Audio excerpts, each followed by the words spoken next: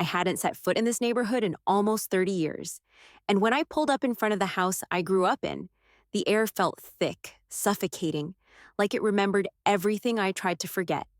The old oak in the yard, the one that used to shelter my brother and me during summer storms, was still standing, but everything else had changed. It looked smaller now, as if the weight of time had pressed it down. I rang the doorbell. My heart was pounding in a way I hadn't felt since my last day in the service, when I walked away from a life I knew well. Too well. A few moments later, the door opened, and there she was. Lauren, my brother's wife. She didn't smile, didn't even look surprised to see me. Her eyes were sharp, cold. "What do you want?" she asked, her voice flat, like I was some sort of nuisance. "I just want to talk to Evan," I said, my voice cracking a little despite myself. "I came home." She didn't answer me. Instead, she stepped back, slammed the door, and I could hear her muffled voice calling someone on the phone. It wasn't long before the cops showed up, 2 of them, all business. I tried to explain, but they didn't want to hear it. "You're trespassing," one of them said, like I was the criminal in this situation. I tried to argue, tried to tell them it was my house, that it had been left to me, but Lauren's words cut through me like ice. "He's lying," she said, voice like a whip. "This is my property now. I want him gone." They sided with her, of course. They always did. Evan didn't even come outside, didn't even bother to say a word. I left, not because I wanted to, but because I had no choice. The cops followed me down the street, eyes on me, like I was the one who'd done something wrong. That night, I slept in my truck, parked a few blocks away. It wasn't comfortable, but it was familiar in its own way. By morning, the house had a shiny new security system, a new alarm and cameras on every corner, watching me, watching all of us. It was clear then. I wasn't wanted. I met Alana at a coffee shop later that morning, the place barely half full, but I could still smell the sharp, bitter scent of espresso hanging in the air. She'd been my college roommate, but life had pulled us in different directions. She was a real estate attorney now, with a sharp mind and a knack for making problems disappear. I wasn't expecting her to make this one vanish, but I needed her help. She tapped on her laptop, pulling up the title history of the house. "Here it is," she said, scrolling through the document. Her eyes flicked up to meet mine, her brow furrowed. "This is recent. 6 months ago." I leaned over her shoulder to see what she was pointing at. The sale of the property, recorded under my name, but the signature, hell, the whole thing, was off. I stared at it, my stomach tightening. It wasn't my handwriting. It wasn't even close. Alana clicked the mouse, bringing up a copy of the notarized sale document. She leaned back in her chair, her fingers tapping the desk, the sound of them clicking against the wood sharp in the quiet. "It's doctored," she said flatly. "Look at the notary stamp." I scanned the page again. The stamp had a name on it I didn't recognize, but it was official looking enough to make me second-guess everything. Alana kept reading, and after a beat, she looked at me. "The notary's under investigation for fraud," she added, her voice quieter now. I sat back, staring at the screen. "So, it's not just the sale. They had someone fake it?" "Exactly," Alana replied. "But there's more." She clicked again, bringing up the buyer's name. A shell corporation, Palm Brook Assets. "I dug into it," she said. "It's tied to a local import-export consultant. You wouldn't believe who this guy is." My heart sank. "Who?" She didn't have to say it out loud. My mind already put the pieces together. "Lauren's cousin," I muttered, feeling the weight of the words like a physical blow. I sat back in the chair, suddenly aware of the way my palms were sweating. Alana didn't look surprised. "Yeah, and get this, utility records for the house show heavy use, especially the basement. They're running something down there, and it doesn't look like it's just heating and lights." "Are you saying they're using the house for something illegal?" I asked, the disbelief catching in my throat. "Maybe," she said, her fingers flying over the keys. "It could be anything. But I wouldn't put it past them." She paused, letting the information settle. "I'll dig deeper, see if I can find anything else." My phone buzzed before I could respond. I pulled it out, saw the name at the top of the message, my stepmother. "This isn't betrayal, it's logistics. You've been gone." The words burned into me, like they were meant to hurt, to make it all feel less like a theft and more like a business deal. I had to read it again to make sure I wasn't imagining it. My fingers shook, just a little. Alana saw the look on my face. "What is it?" I shoved the phone back into my pocket, trying not to let the anger get the best of me. My stepmother, they're justifying it, like it was all some kind of plan. "I'm sorry," she said quietly, her voice soft for a second. But I could tell she wasn't one to let herself get pulled under by other people's mess. "We'll fix this. I'll dig into everything. Any connection to your brother, to his cousin. Whatever they've been hiding, we'll find it." I wanted to believe her. Hell, I needed to. But as I walked out of that coffee shop, the world felt heavy, the weight of betrayal pressing down harder with every step. Later that afternoon, I found a crumpled note under my windshield wiper. It was written in messy handwriting, someone trying to be discreet. "Meet me in the alley behind your house. 11 p.m., don't bring anyone." The words didn't sit right with me, but I couldn't ignore it. By 11, I was parked a block down, hidden in the shadows, my truck barely visible under the streetlights. The alley was empty, except for the distant hum of a freeway. The air was thick, humid, and the ground was sticky from the evening heat. I'd already spent too much time standing in that alley during my childhood, trying to avoid trouble. I wasn't expecting anything different now. At exactly 11, a figure stepped out from the shadows. Dean. He'd lived down the street when I was a kid, a former corrections officer with a face like a brick wall. Didn't say much, but he had a way of noticing things. And I needed someone like him now. "You came," he said, his voice low, like we were conspiring. He rubbed his hand over his shaved head, eyes scanning the area like he wasn't sure who was watching. "Been waiting for you to catch on." I didn't have time for small talk. "What's going on at the house?" I asked, keeping my voice steady, trying not to show how much I wanted to know. Dean pulled a handkerchief from his back pocket and wiped his brow. "People come and go at night," he said, voice low and raspy. "Hauling crates, sealed up tight. They're not moving furniture, that's for sure. I've seen trucks, black ones, loaded up like they're shipping something heavy." He paused, as if considering how much to say. "I don't know for sure, but I've got a feeling it's black market stuff. Equipment, maybe even weapons." A chill ran down my spine. "Weapons?" I asked, though I was already starting to understand the answer. Could be. Could be anything, but it's not right. I've seen enough shady stuff over the years to know when something's off. And this is off. Dean looked around again, eyes darting like he expected someone to jump out at us. "I'd be careful if I were you. You're digging into the wrong people." I didn't reply, just nodded, already thinking ahead. I had a body cam in my bag, and the equipment was ready. This wasn't just about finding the truth anymore, it was about protecting myself. I couldn't just rely on gut feelings or Dean's warnings. I needed proof. I didn't tell Dean what I was planning. I just thanked him quietly and left the alley, making my way back to the truck. I geared up with the body cam, checked everything over twice, then drove back down the street, this time parking a block closer. I wasn't taking chances. The house was dark, just like it had been the last time I'd seen it, silent, like it was holding its breath, but I knew something was happening inside. I waited for a few minutes, barely breathing, until I saw headlights pull up from around the corner. 2 black trucks, just like Dean had described. My heart kicked in my chest as I grabbed the camera, setting it up to record. I stayed hidden behind a dumpster, watching as figures unloaded crates from the back of the trucks. They moved quickly, like they didn't want to be seen, but I caught enough of it. Boxes stacked up high, all taped and sealed. I could feel the sweat gathering at the back of my neck. Then I heard a voice, one I'd know anywhere, my brother's voice. "If she finds out, shut it down completely." My blood froze. That was all I needed to hear. The knot in my stomach twisted tighter, a cold reality settling in. I had my proof. Evan was involved. And whatever was happening in that house, it wasn't just about stealing property, it was about something much darker. I stayed put for a few more minutes, recording the unloading, but I couldn't shake the feeling that someone was watching me. Every crackle of the wind, every faint sound in the alley made my skin crawl. My hands shook as I stopped the recording and slowly backed away. I wasn't done yet, but I was closer. I knew what I had to do next. I met Alana the next morning at her office. She was already deep into the work, her eyes glued to the multiple screens in front of her. There was a coffee cup next to her keyboard, half empty, cold. I dropped the recording onto the desk, not bothering to explain. She didn't need me to. "Let's get to work," she said, already pulling up the files.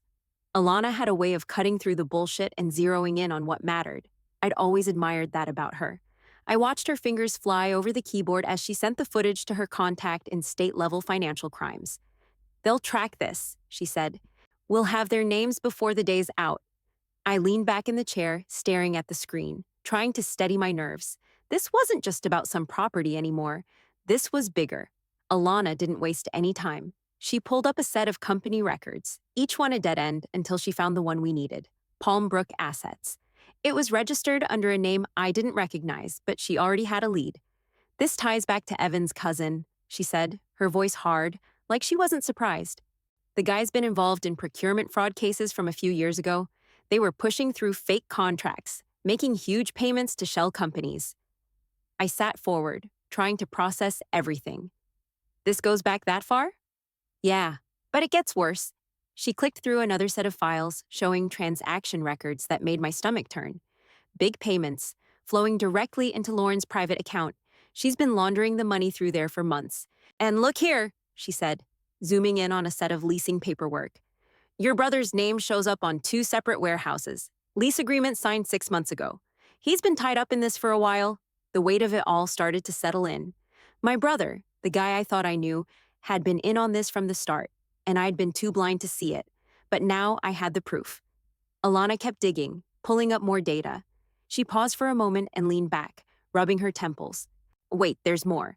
She turned the screen so I could see it. "We pulled internet data from the property. Access logs show that someone's been using Lauren's work credentials to get into the network." I felt my pulse quicken. She's been covering her tracks. Exactly. Alana's fingers hovered over the keyboard, the quiet clack of the keys filling the air. She paused again, and I saw her eyes narrow. "I've got a message from my contact," she said, clicking open a new email. Her face went pale as she read it. I knew that look. Something wasn't right. She looked up at me, her voice low. "They've already caught wind of us." Before I could respond, my phone buzzed in my pocket. I pulled it out, expecting another email or text.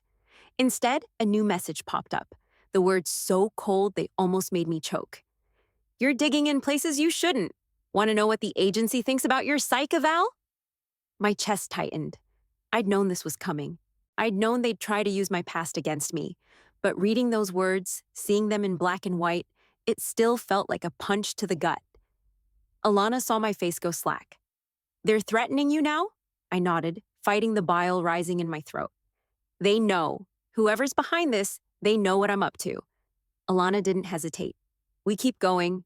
We're too deep in to back out now." I wasn't sure if I was doing the right thing anymore, but I didn't have any choice. Not now. I'd started this, and I wasn't about to stop. I found my brother Evan in the parking lot of a strip mall late that afternoon.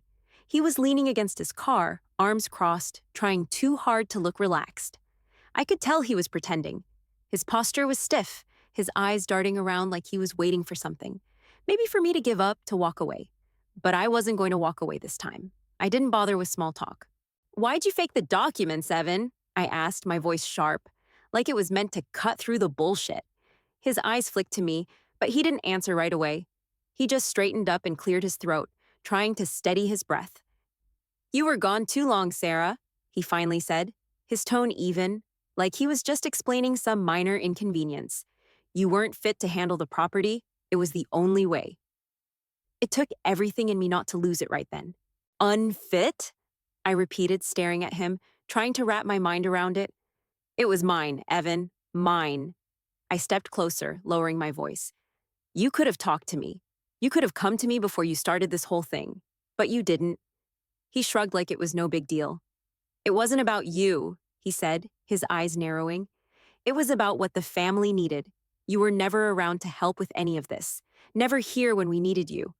I took a deep breath, trying to keep calm. I wasn't going to let him manipulate me again. I pulled out the envelope I'd been carrying since that morning. The original will, notarized, plus the affidavit from the notary who had witnessed it. I slapped it down on the hood of his car, the weight of it heavy between us. "I have this," I said, flat and final. "It's the original will, and the notary who saw it signed. You know I'm not lying, Evan. You know." For a second, his face twitched, like he was trying to keep his composure. But I saw it, just for a second, his guilt flickering in his eyes, like a flicker of light before it went out. He quickly covered it up, but I'd caught it. He scoffed, the sound bitter and hollow. You were always the problem, he muttered, voice tight. Always too damn difficult. It hit me harder than I thought it would. Not the words, not really, but the way he said them. Like he'd been carrying that weight for years and was finally letting it slip out. He turned his back on me, taking a few steps toward his car, then stopped. Before he got in, he looked over his shoulder. You're not part of this family anymore. His voice was low, but I heard it loud and clear, like a door slamming shut behind me. I couldn't even speak. The air around me felt thin, suffocating. I watched him drive off, the taillights disappearing down the road, and for a second, I felt like I was drowning. I stood there for a long time, trying to pull myself together. My hands were shaking, but I couldn't let it show. I walked back to my car, eyes on the ground, trying to make sense of everything. As I opened the door, I saw it. Another envelope tucked under the seat. I hadn't noticed it earlier, but there it was, just waiting for me. I picked it up, the weight of it familiar in my hands. Inside was the original will, exactly as I'd seen before. But this time, there was a note with it. I know they faked it. Use this. I held the note in my hands for a second, staring at the words. It was my stepmother's handwriting. My chest tightened as I realized what she was really saying, what they had been planning. It wasn't over, not by a long shot. Alana and I spent the next few days in a kind of frenzy. Every moment felt like we were just a step away from making the whole thing fall apart. I could barely keep my eyes open, but I wasn't going to sleep until we had everything. I didn't care if I was running on fumes. I was so far in now. There was no turning back. We sat in her office, the walls stacked with case files and old legal books that probably hadn't been opened in years. My mind felt like it was swimming in a fog as Alana pulled up everything we had.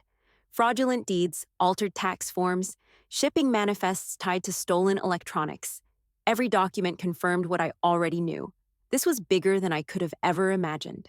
I watched as Alana flipped through a stack of papers, her face pale but determined. This is it, she said, her finger stopping on a tax form. The payments to Palm Brook assets. These were made to look like legitimate business transactions, but they're all tied to stolen government equipment. We've got them here. She turned her screen toward me, showing a series of manifests that listed serial numbers, all traced to federal contracts that had gone missing during my time at the agency. We're going to blow this wide open, I muttered under my breath. Alana kept her eyes on the screen, tapping a few more keys. There's more, she said quietly, clicking open a new file. She pulled up metadata from the forged documents, tracking it straight to Lauren's work computer. They didn't even bother to cover their tracks. The digital fingerprints are all over it. I leaned in, trying to make sense of it all. Wait, that IP address? I pointed at the screen where it was listed. It's tied to a federal contract I worked on, one that mysteriously disappeared from the system. Alana raised an eyebrow. That's where the big money is, she said, clearly seeing the same thing I was. And if they've been using your clearance to steal from the government, it's bigger than I thought, I finished for her. Much bigger. Just as I was about to process everything, my phone buzzed, snapping me back to reality. It was an email, but there was no name attached, just the subject. Lock down the backups before the 12th. The email was short, straight to the point. She's connecting it all. My stomach churned. I didn't need to ask who she was. This was Lauren. This was her warning shot. They knew we were close. I handed the phone to Alana, who read it quickly and shook her head. They're trying to scare you. Stop before you lose more than a house, she muttered, but her eyes flicked to the screen again. We're not stopping. Not now. But then, just as I was about to agree, my phone buzzed again. Another message. This time, it was a burner text, the number untraceable. The words were blunt. Stop before you lose more than a house. I stared at the text for a second, feeling my chest tighten. My hands were shaking slightly as I gripped the phone, a cold knot forming in my stomach. I can't back down, I said, more to myself than to Alana. Not now. We won't, Alana said firmly, without missing a beat. I'm sending everything to the state attorney's office today, all of it. The forged documents, the financial trail, the email logs, everything. I nodded, trying to keep my head clear. There was no more running, no more hiding. It was all out in the open now. I just hoped that whatever happened next, I'd be ready for it. Alana clicked through the files one last time, double-checking everything, and then hit send. The email was on its way, and once it was in the hands of the right people, it was out of ours. There was no going back now. I could feel the weight of it, like a boulder pressing against my chest. But there was a part of me that finally felt something like relief. "We've done everything we can," Alana said, turning to look at me. Her face was tight, but there was a fire in her eyes. "Now we wait." I didn't know if I could wait, but I had no choice. The drive to the county land office was a quiet one. Alana didn't say much, and I couldn't shake the tight feeling in my chest. We had the injunction in hand now, the petition to freeze the title, the proof we needed to stop them from moving forward with whatever scheme they'd built. It felt almost too easy, like there was no way this was going to be enough, but it had to be. It had to. The clerk at the land office was slow, deliberate. She looked over the paperwork, then looked up at us, like she was sizing us up. I could feel the weight of my uniform, the way she hesitated for just a moment before she noticed the official notarized will in my hands. She recognized it immediately. The clerk took the documents, slowly stamped them, and handed them back to me. "Everything looks in order," she said, voice neutral. "The title's frozen?" I nodded, but the words didn't feel real. It wasn't over. Not yet. We drove straight to the house after that, the injunction tucked safely in my lap. The closer we got, the heavier the air felt. I could feel my pulse in my throat, could feel how tight the back of my neck was. It was like stepping into a storm. I couldn't ignore the truth anymore, couldn't pretend that this wasn't personal. When we pulled up to the house, I didn't hesitate. I got out of the car and walked up to the door, the papers in my hand, and rang the bell. Lauren answered, just like last time, but this time she didn't try to hide the tension in her face. She saw the papers, and I saw the shift in her posture, the way her shoulders tensed. "Is there a problem?" she asked, her voice tight, like she already knew the answer. I didn't waste time with pleasantries. "I'm serving you with an injunction," I said, holding the paperwork out for her to take. "The title's been frozen. You don't own this property anymore." Her eyes flicked to the papers, then back to me, like she was trying to figure out if this was some sort of joke. But it wasn't. "What is this?" she asked, her voice rising just slightly. "This is ridiculous. I have every right—" "You don't," I cut in, flat and sharp. "You never did. The house was left to me. You and Evan are the ones who faked everything." Her face twisted in something like disgust. She stepped forward, trying to force a smile, but I could see it wasn't real. "You can't just show up here and—" "Good," I interrupted again. "We'll see you in court." Her expression faltered, then hardened into something I didn't recognize. "You're making a big mistake. You have no idea what you're up against." I didn't say anything, just turned and started walking back down the steps. But then I heard him, Evan. He stepped out onto the porch, his face pale, eyes darting between the paperwork in Lauren's hands and me. He was trying to play it cool, but I could see the fear in his posture, like he knew this was it. His eyes weren't meeting mine, but they were on me all the same. He didn't say anything at first, just stood there, but I could hear his breath, shallow, like he was trying to steady himself. I stopped and looked back at him. He opened his mouth, but the words didn't come out. He was trying to form some excuse, some reason, but he couldn't. Not anymore. I wasn't angry. I wasn't even disappointed. I was just done. I held his gaze for a long moment, not with hate, but with resolve. He didn't understand, but I didn't care. It didn't matter anymore. I wasn't going to fix things with him, wasn't going to let him off the hook. I didn't wait for him to speak. I turned away, walking toward the car. Alana was already in the driver's seat, engine running. I slid into the passenger side, still feeling the sting of everything that had just happened. We didn't speak for a moment, and then Alana said quietly, "You did the right thing." I looked out the window, watching as Evan stood frozen on the porch, like a man who had just realized everything he thought he could control had slipped away. "I don't know about that," I said, my voice low, "but I'm not going back to that house. Not ever." And I meant it. Alana had the meeting scheduled with the U.S. Attorney's Office for the next morning. The air felt different now, heavier, charged. There was no turning back. I knew what was on the table: federal procurement fraud, ID theft, misappropriation of government funds. These weren't just white-collar crimes anymore. These were my crimes, or at least crimes they'd used my name to commit. I had been a cog in their machine, even if I hadn't known it, and now it was all coming apart. When we walked into the prosecutor's office, the atmosphere was colder than I expected. Sterile, efficient, like everyone there knew the weight of what they were about to handle. The assistant U.S. attorney, a tall woman with sharp eyes and a quick mind, greeted us with a brisk handshake. She led us into a conference room where the documents were already laid out, ready for review. Alana didn't waste time. She went through the fraud details, the shell companies, the doctored documents, the payments that funneled through Lauren's accounts. We'd put it all together. The bank trails, the shipping manifests, the metadata from the forged documents. But the real kicker? The contract submissions tied directly to my security clearance. I could feel the heat rising in my face as I told them how they'd used my credentials to launder illegal orders. I explained it as clearly as I could, but each word felt like a weight dragging me deeper into the mess they'd created. My throat tightened as I said it out loud, the words tasting bitter. They forged contracts, I said, using my name and my access. They pushed through orders for things that shouldn't have been allowed, equipment that was never supposed to be delivered, and I didn't even know it was happening until it was too late. The assistant U.S. attorney nodded as she scribbled down notes, then looked up at me. This qualifies as a federal case. Misappropriation of government funds, identity theft. We can take this to court. She didn't pause for a second, her mind already working through the implications of what I'd said. I sat back, a strange mix of relief and anxiety churning in my stomach. It was real now. Everything we'd put together, the surveillance footage, the financial records, the metadata, had come to a head. It was no longer just a personal fight. This was federal now. It was the kind of case that would make people sit up and pay attention.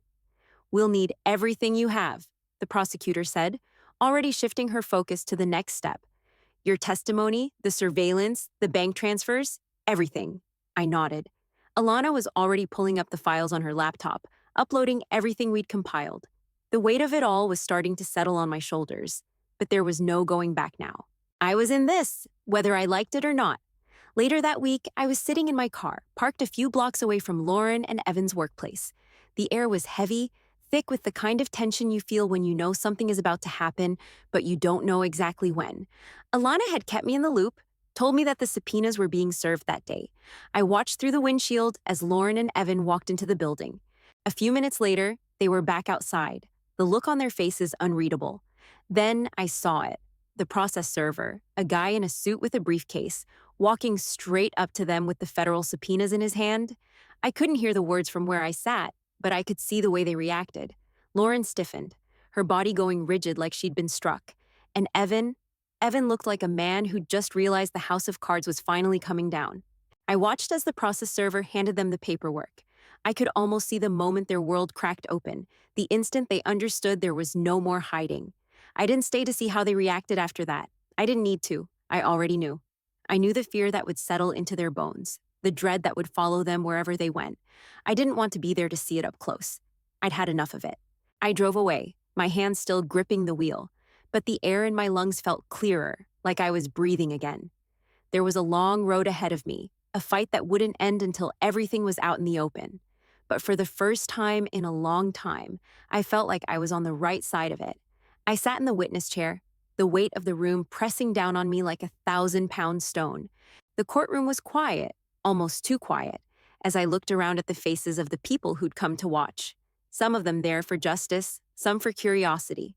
My mother was seated in the back, her face unreadable, like she was trying not to be seen. She refused to meet my eyes, and for a moment I wondered if she even recognized me anymore. The prosecutor nodded for me to begin. I cleared my throat, trying to steady my nerves, but my voice came out clear and strong. I wasn't going to stutter or falter. Not today. Not when everything was finally on the line. I'm here to testify about what happened to me and my family, I said, my voice filling the space. It's not just about a house. It's about what they did to me, to us. They used my name, my clearance, to cover up illegal deals, to profit from stolen government contracts, to launder money. They forged documents, manipulated the system, and tried to steal everything from me. I could feel their eyes on me. Lauren, my brother, all of them sitting there, trying to look unaffected, like they weren't the ones on trial. But I wasn't there to play their games anymore. I wasn't going to let them lie their way out of this. They tried to make me look unstable, I said, my voice tight. They sent forged psych evaluations to discredit me. They knew I was onto them, and they knew that if I spoke up, they'd lose everything. So they tried to erase me. They tried to make me a joke, but they underestimated me. I heard a rustle in the back of the courtroom, and I knew it was Lauren, trying to act innocent, trying to deflect blame. But I wasn't about to let her. Not anymore. The prosecutor slid a piece of paper across the table, and I recognized it immediately. It was the recording of my brother's voice, the one I'd caught while I was in the alley, the one where he said, "If she keeps pushing, we bury her." I could hear it now, in that cold, calculated tone. The judge looked at me, his expression unreadable.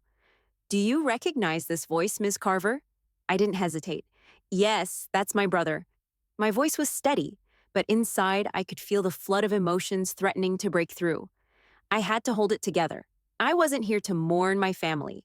I was here to take them down. "They didn't just steal a house," I continued, my eyes fixed on the judge, on my brother, on everyone who had tried to make me the villain in this story. They tried to erase me because I was inconvenient, because I wouldn't let them get away with it. I didn't know if I believed my own words or if I was just trying to make them make sense, but something inside me shifted when I said it. For so long, I'd been chasing them, trying to find my footing in a world that had left me behind. But now I wasn't chasing them. They were chasing me. The judge nodded slowly, his eyes flicking to the screen in front of him as the recording played. I could see the impact it had on everyone in the room. They hadn't expected this. This wasn't just about stolen property or fraudulent documents. It was about power, manipulation, control. My mother didn't look at me. I couldn't even tell if she heard what I said, but I knew what I had to do now. I had no intention of waiting for her to come around, and I wasn't going to apologize for any of it. I wasn't her little girl anymore, and she wasn't my protector. I'd learned that lesson long ago. The judge finally looked up, his voice calm but firm. "We will schedule a formal trial date," he said. "All accounts will be frozen pending investigation." My heart skipped a beat. This was it. This was the moment everything had been leading up to. I stood up, my hands steady, the weight of the room still on my shoulders. But for the first time in ages, I didn't feel like I was carrying it alone. The decision was out of my hands now. The law was on my side. As I walked out of the courtroom, I felt it. Every muscle in my body was alive with the adrenaline of the fight. I held my head high, not in defiance, but in something I hadn't felt in a long time. It was peace. Not the kind that came with an easy win, but the kind that came with the truth. I didn't look back. I didn't need to. The judge's gavel echoed through the courtroom, the finality of it cutting through everything. Lauren was sentenced to 7 years, Evan to 6, and the cousin, he got 9. My father, 10 years for conspiracy. The words hit me harder than I expected, a weight I wasn't prepared for. I hadn't anticipated the sting of knowing that people who were supposed to be family, people who had watched me grow up, were now behind bars. But in a way, it was a relief. It was over. As the sentencing ended and people started filing out, I stood up, my hands shaking just a little, the rush of everything hitting me at once. I was free. It wasn't just about the house anymore. It was about my life, my name, and my right to stand up for it. I stepped into the hallway, where the buzz of conversation filled the space, but I barely heard it. My phone buzzed in my pocket, but I didn't check it. I didn't need to. I knew what it would say. Then I heard someone calling my name. I turned, and there they were, a small group of women from a veterans housing advocacy group. I recognized them vaguely from some reports I'd read, but they were here now, standing in front of me, eyes full of something I couldn't quite read. One of them stepped forward, extending her hand. Her grip was firm, purposeful. "We heard your story," she said, her voice strong but kind. "You didn't just get justice for yourself." I blinked, unsure what to say at first. I didn't expect anyone to notice, I admitted. She smiled, a glint of something deeper in her eyes. "You've given all of us a voice. You've shown us how to fight for what's ours, no matter who tries to take it." She paused for a moment, then added, "You've got a place here, if you ever want it." I didn't know what to say, so I just nodded. It felt like a weight was lifting off my chest. Maybe it was the end of one battle and the start of something new. Later that week, I stood alone in the new office I'd set up for myself. I hadn't gone back to the house. I wasn't even sure I could anymore. But I had something else now, something that mattered more. The real will, the one that had been twisted into a lie, was framed and hanging on the wall in front of me. It wasn't just a document anymore, it was a symbol. I ran my fingers over the frame, feeling the edges of the glass, the weight of the past, and the future resting in that single moment. They erased my name, I whispered to myself, looking at the framed will, my reflection staring back at me. So I carved it into stone, not out of revenge, not out of anger, but out of truth. The truth that no one could take from me, no matter how hard they tried. And for the first time in a long time, I felt like I was finally where I belonged.